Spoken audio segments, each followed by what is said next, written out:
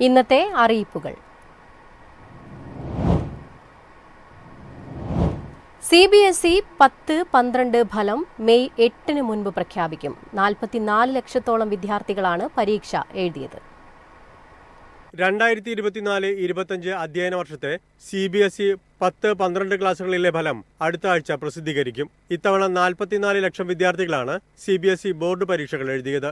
10ാം ക്ലാസ്സിൽ മാത്രം 24,12,000 വിദ്യാർത്ഥികൾ പരീക്ഷ എഴുതി. 12ൽ 17,88,000 വിദ്യാർത്ഥികളും. കഴിഞ്ഞ ഫെബ്രുവരി 15-നും മാർച്ച് 18-നും ഇടയിലാണ് CBSE 10ാം ക്ലാസും ഫെബ്രുവരി 15-നും ഏപ്രിൽ 4-നും ഇടയിലായി 12ാം ക്ലാസ് ബോർഡ് പരീക്ഷയുമാണ് നടന്നത്.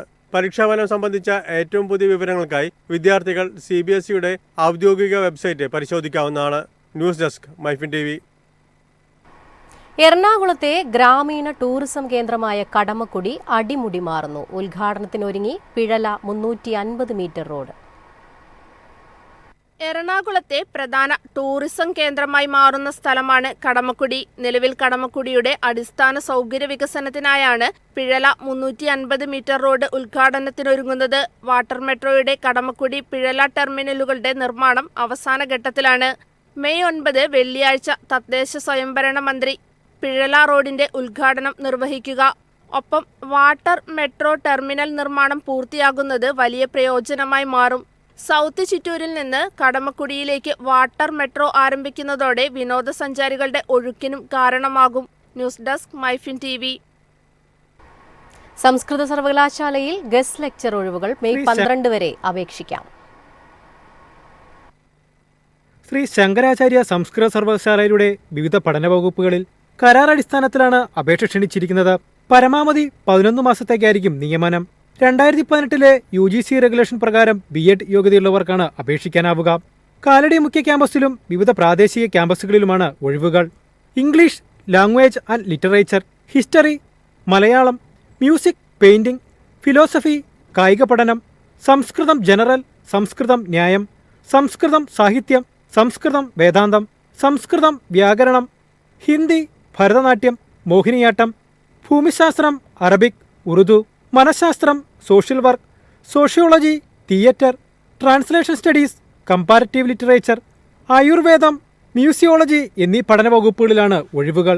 ഓൺലൈൻ അപേക്ഷയുടെ ഹാർഡ് കോപ്പി അതത് വകുപ്പ് മേധാവികൾക്ക് മെയ് 15 മുമ്പ് സമർപ്പിക്കണം.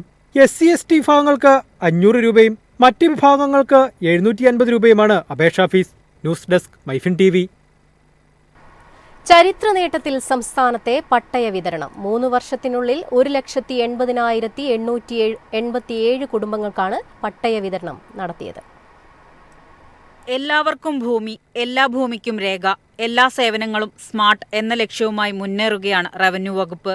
ഭൂരഹിതരില്ലാത്ത കേരളവും ഭവനരഹിതർക്കായി സുരക്ഷിതമായ താമസ സൗകര്യങ്ങളും ഒരുക്കുകയാണ് ഈ പദ്ധതി. 3 വർഷത്തിനുള്ളിൽ തന്നെ വലിയൊരു ഭൂരഹിത ജനവിഭാഗത്തെ പട്ടയധാരികളാക്കാൻ നടപടി ആരംഭിച്ചു.